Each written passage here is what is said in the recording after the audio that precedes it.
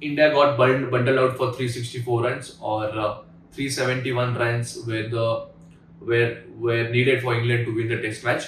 और पहले fourth day के एंड पे हार्डली 8 ओवर्स बाकी थे खेलने के लिए, और उन्होंने 20 रन्स देके कोई विकेट नहीं खोया. That was a great thing about England. And so last day का ड्रामा बाकी था. लास्ट डे में एज यूजुअल इंग्लैंड को 350 रन प्लस रन आउट बनाए थे, 10 विकेट हार पे थे, और इंडिया के पास ऑप्शन था कि India has to take 10 wickets to win the test match.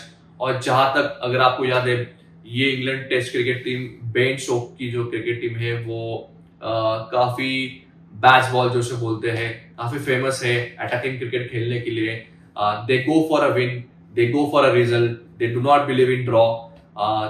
ऐसे उनका 3 साल से हिस्ट्री रहा है, और इस बार भी उन्होंने प्रेस कॉन्फ्रेंस में बोला एक दिन पहले कि हाँ, will go for the kill, will go for the win, और वही उन्होंने परफॉर्म किया.